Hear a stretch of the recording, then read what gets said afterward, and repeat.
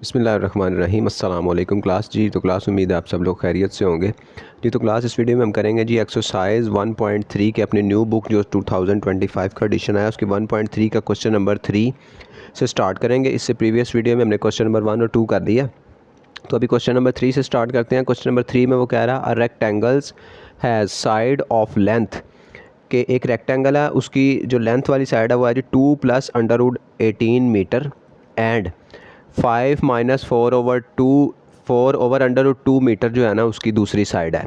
ये साइड उसकी लेंथ की है और ये साइड उसकी विड्थ की है मीटर।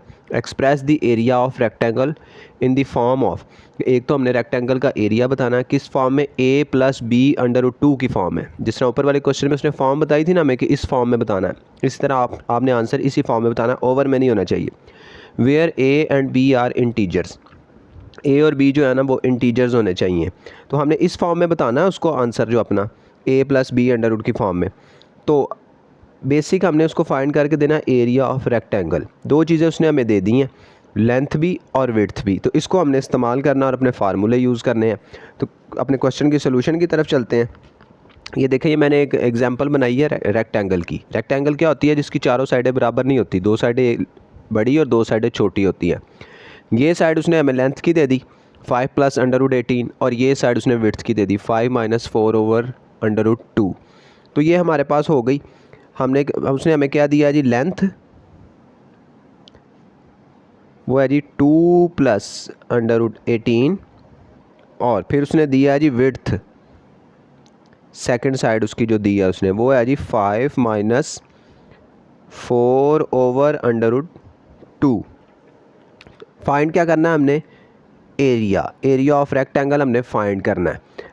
अब वो कैसे फाइंड होगा? इसमें लगाएंगे जी हम अपना एरिया का फार्मूला, जो 8th क्लास में भी आपने पढ़ा होगा। एरिया का फार्मूला था जी, area is equal to length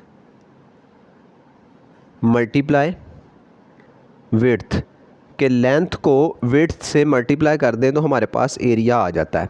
तो इजी है, इजीली हो जाएगा कि ये लेंथ है और ये विड्थ है, दोनों को आपस में मल्टीप्लाई करना है तो हमारे पास एरिया आ जाएगा। तो लेंथ की जगह पे लिखते हैं, लेंथ उसने हमें दी है 2 + √18 मल्टीप्लाई होगी किससे? विड्थ से। विड्थ उसने दी है 5 - 4/√2। अब इसकी भी दो वैल्यूज़ हैं, इसकी भी दो वैल्यूज़ हैं। क्या करेंगे? सबसे पहले 2 को इन दोनों के साथ मल्टीप्लाई करेंगे, फिर √18 को इन दोनों के साथ मल्टीप्लाई करेंगे। तो स्टार्ट करते हैं जी। सबसे पहले हम किसको मल्टीप्लाई करेंगे? 2 को मल्टीप्लाई करना है हमने 5 से। अब उसके बाद 2 के साथ प्लस है, नेक्स्ट वाली के साथ माइनस है, तो क्या यूज़ होगा बीच में? -2 किससे मल्टीप्लाई होगा? 4/√2 से। ये हो गया 2 दोनों से मल्टीप्लाई। फिर ये आ गई नेक्स्ट वाली वैल्यू √18, फिर इन दोनों को, इसको दोनों से करना है। इसके साथ प्लस है, इसके साथ भी प्लस है, तो प्लस प्लस प्लस रहेगा। √18 मल्टीप्लाई होगा जी 5 से। उसके बाद √18 नेक्स्ट से होगा 4/√2 से। इसके साथ प्लस है, इसके साथ माइनस है, तो प्लस माइनस माइनस। √18 डिवाइड होगा जी 4/√2 से। तो अब इस सारे को मल्टीप्लाई करते जाना है। 2 को 5 से मल्टीप्लाई करें, 2 5 ज़ार 10 माइनस। अब ये 2, इसको यहाँ से आप यहाँ पे ना आपने एक ट्रिक यूज़ करनी है। अब यहाँ पे है √2। √2 बेसिकली होता क्या है? अब मैं आपको थोड़ा सा बताता हूँ। √रूट की वैल्यू आपको पता है कि √रूट होता है किसी भी चीज़। अब ये 2 का √रूट है ना, इसको हम ये लिख सकते हैं 2 की पावर 1/2। मतलब ये जिस भी चीज़ का वैल्यू होती है उसकी जो पावर है वो हाफ होती है। 1/2 का क्या मतलब होता है? आधी होती है। मीन्स कि अगर 2 की पावर 1 है तो ये उसकी आधी है। अब सिंपल 2 है हमारे पास, जिसके ऊपर कुछ ना लगा हो, कोई पावर ना हो, उसकी हमें पता है कि पावर 1 होती है। उसने हमें दिया हुआ सिंपल 2, तो हम इसको √2 दो दफ़ा लिख सकते हैं।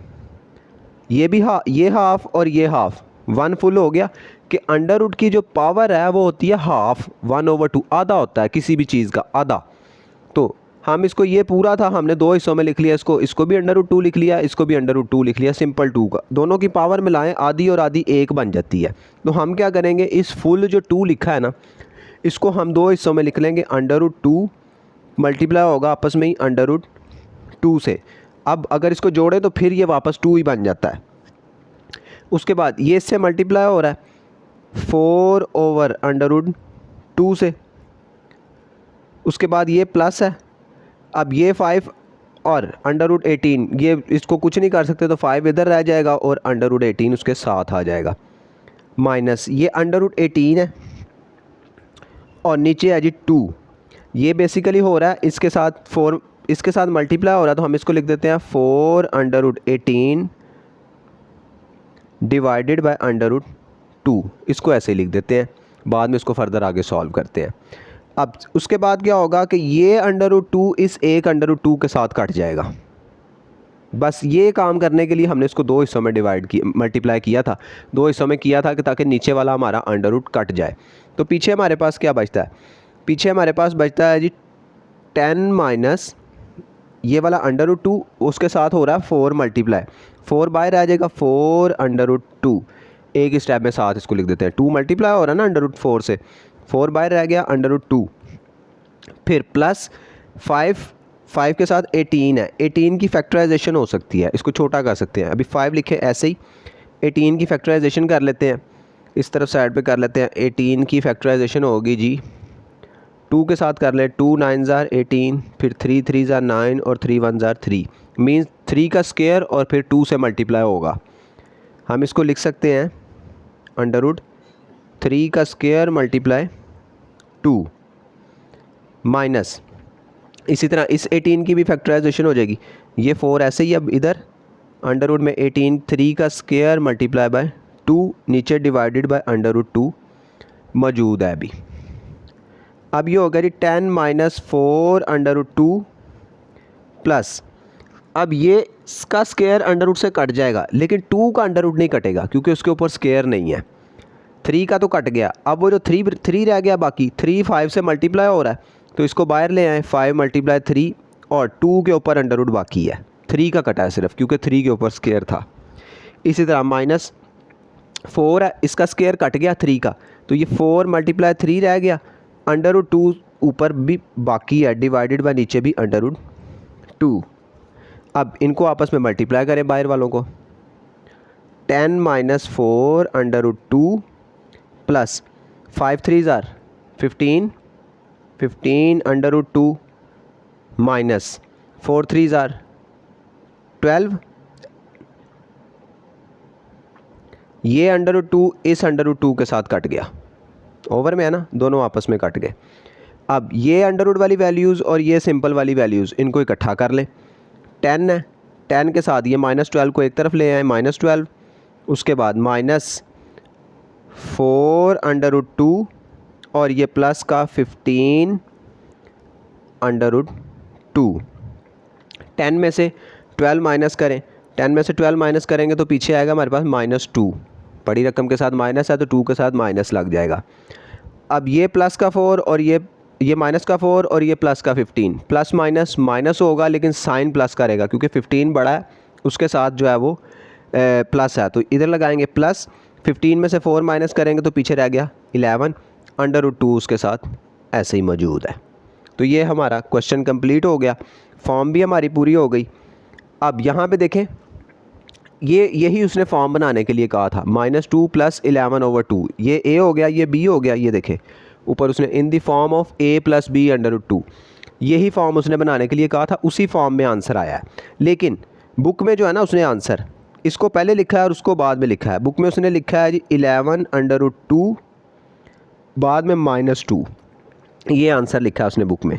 आप इस तरह लिख दे, इस तरह लिख दे, एक ही बात है, चाहे इसको उधर कर दें या उसको इधर कर दें। तो ये हमारा आंसर हो गया जी क्वेश्चन नंबर 3 का जी। तो class question number 4, question number 4 में वो कह रहा है find 2 numbers whose sum is 68 and difference is 22। उसने कहा कि 2 नंबर ऐसे बताने हैं, हमने उनको फाइंड करना है कि जिनका सम हो, मतलब जमा करें उनको तो वो 68 आए, और डिफरेंस हो मतलब उनको माइनस करें आपस में तो उसका आंसर जो है वो 22 आए। हमने उसको ऐसे दो नंबर बताने हैं, जमा करें तो 68 आए, माइनस करें तो 22 आए। तो इसके लिए आपने क्या करना है, आपने सबसे पहले तो लेट कर लेना, फ़र्ज़ कर लेना अपने पास से कि वो दो नंबर कौन से है। हम लेट कर लेंगे, let first number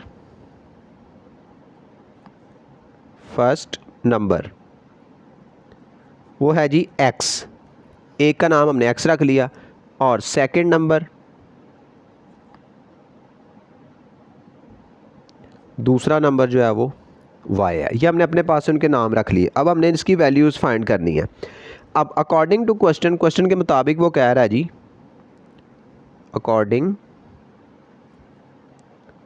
two the question के मुताबिक जो उसने कंडीशन हमें दी है, वो कहना चाह रहा सवाल में कि जी दोनों को जमा करें तो 68 आए, मतलब x, एक नंबर हमारा x है प्लस y, अगर उसको जमा करें तो वो आता है जी 68।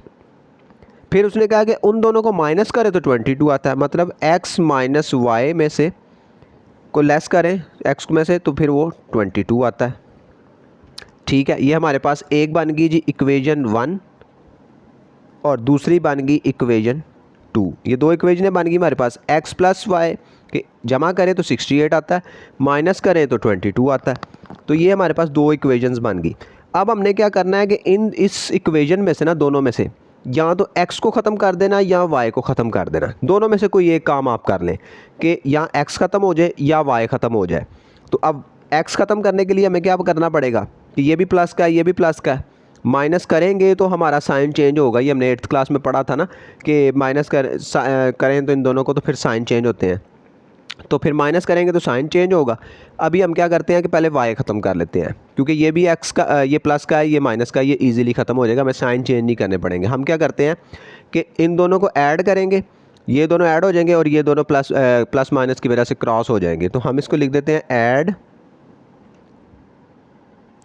इक्वेशन 1 एंड इक्वेशन 2 के इक्वेशन 1 और इक्वेशन 2 को ऐड कर देते हैं। इक्वेशन 1 है जी x plus Y is equal to 68 और x माइनस वाई दूसरी इक्वेशन है जी 22।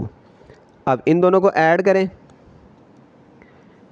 ये x प्लस का है, ये भी प्लस का है, इसके साथ भी 1 है और इसके साथ भी 1 है, तो ये हो गया 2x। अब ये प्लस का और ये माइनस का, तो ये दोनों आपस में कट गए। इज़ इक्वल टू 68 में 22 ऐड करें, 8 और 2 10, 0 1 कैरी, 6 7 8 9, ये बन गया जी 90। मतलब 2x is equal to 90। x की वैल्यू हमने फाइंड करनी है, 2 इधर मल्टीप्लाई हो रहा है, इसको दूसरी तरफ ले जाएं तो ये डिवाइड हो जाएगा। x is equal to 90 divided by 2। अब 90 डिवाइडेड बाय 2, इसको x को डिवाइड करें 90 को 2 पे तो ये आएगा 45। तो ये हमारे पास x की वैल्यू आ गई। अब हमने क्या करना है कि इस x को चुप करके उठाना है और दोनों में से किसी एक इक्वेशन में पुट करेंगे तो हमारे पास y की वैल्यू भी आ जाएगी। एक डिजिट आ गया हमारे पास, दूसरा निकालना है। अब हम लिख देंगे पुट द वैल्यू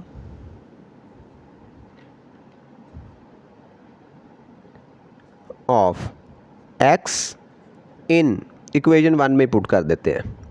ये आपने लिखनी है स्टेटमेंट साथ, ताकि पता चले कि आप क्या कर रहे हैं।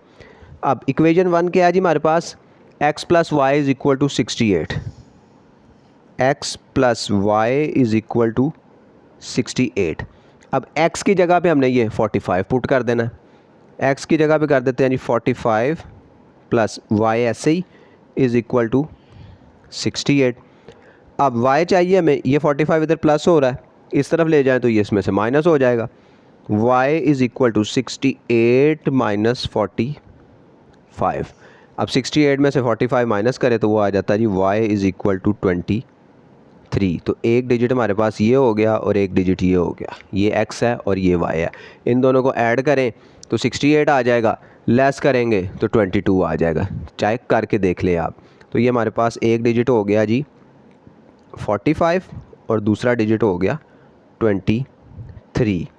तो ये हमारा आंसर हो गया जी क्वेश्चन नंबर 4 का जी। तो क्लास नेक्स्ट क्वेश्चन नंबर 5, वो कह रहा the weather in Lahore was unusually warm during the summer of 2024। उसने कहा जी कि लाहौर का जो वेदर है अनयूजली गैर मुमकिन तौर पे जो गर्म था ड्यूरिंग द समर ऑफ 2024 2024 की गर्मियों में। The TV news reported temperature as high as 48 degree centigrade के टीवी पर जो है ख़बरों में बताया गया कि जो दर्जा हरारत है वो 48 डिग्री सेंटीग्रेड तक गया। बाय यूजिंग द फार्मूले को इस्तेमाल करते हुए, फार्मूला है जी फ़ारेनहाइट का is equal to 9/5 degree centigrade plus 32 के उसको इस्तेमाल करते हुए हम find the temperature as Fahrenheit scale के इसको हमने टेम्परेचर को फ़ारेनहाइट में बताना है। मींस वो कहना चाह रहा है कि जो उसने वेदर का टेम्परेचर दिया है वो 48 डिग्री सेंटीग्रेड है, उसको हमने फ़ारेनहाइट्स में लेके जाना है। फ़ारेनहाइट्स क्या होता है आपको पता होगा कि जो किसी भी चीज़ की जो टेम्परेचर है ना उसको मापने के लिए ना, जो उसकी पैमाइश करने के लिए यहाँ तो उसको डिग्री में देखा जाता है या उसको फ़ारेनहाइट में देखा जाता है। जैसे वज़न है ना किलोग्राम में देखते हैं या ग्राम्स में देखते हैं, तो उसी तरह जो होता है ना टेम्परेचर, उसको देखने के लिए यहाँ तो उसको डिग्री में देखा जाता है, डिग्री सेंटीग्रेड में या फ़ारेनहाइट में। तो डिग्री सेंटीग्रेड में उसने दिया हुआ है तो फ़ारेनहाइट्स में हमने उसको निकाल के देना है।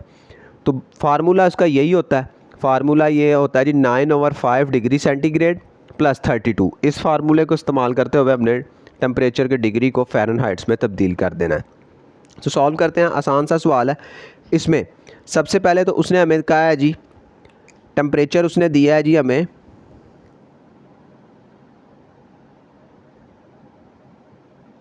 वो है जी 48 डिग्री सेंटीग्रेड। इसको हमने लेके जाना है इस फ़ारेनहाइट के फार्मूले में।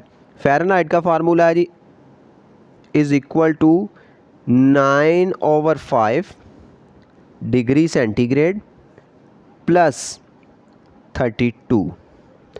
अब 9/5 तो ऐसे ही रहेगा, ये डिग्री सेंटीग्रेड की जगह पे उसने हमें ये 48 दिया हुआ है, जस्ट इसमें हमने 48 पुट करना है और वैल्यूज़ को फाइंड कर देना हमने, बस इतना सा काम है। 9/5 ऐसे ही रहेगा, ये डिग्री सेंटीग्रेड मल्टीप्लाई हो रहा दोनों से, तो इधर इसको मल्टीप्लाई करेंगे, कितना है जी 48, यहाँ पे हम लिखेंगे जी 48 प्लस 32। अब ये 9 48 से मल्टीप्लाई होगा तो इसको मल्टीप्लाई कर दें, 9 को 48 से मल्टीप्लाई करें तो वो आता है जी 432। आप कैलकुलेटर से साथ साथ करते जाइएगा। डिवाइड आ रहा है नीचे 5 प्लस 32। अब 432 को डिवाइड कर दे 5 पे, 432 को 5 पे डिवाइड करेंगे तो वो आएगा 86.4। 7 प्लस 32 ऐसे ही, ये फ़ारेनहाइट इसके साथ चल रहा है। अब 86.4 में 32 ऐड कर दे तो ये आएगा जी 118.4 फ़ारेनहाइट। तो ये हमारा फ़ारेनहाइट में कन्वर्ट हो गया। टेम्परेचर जो था वो डिग्री में उसने दिया था, डिग्री में कितना था 48, फ़ारेनहाइट में है जी वो 118.4। तो ये हमारा आंसर हो गया क्वेश्चन नंबर 5 का।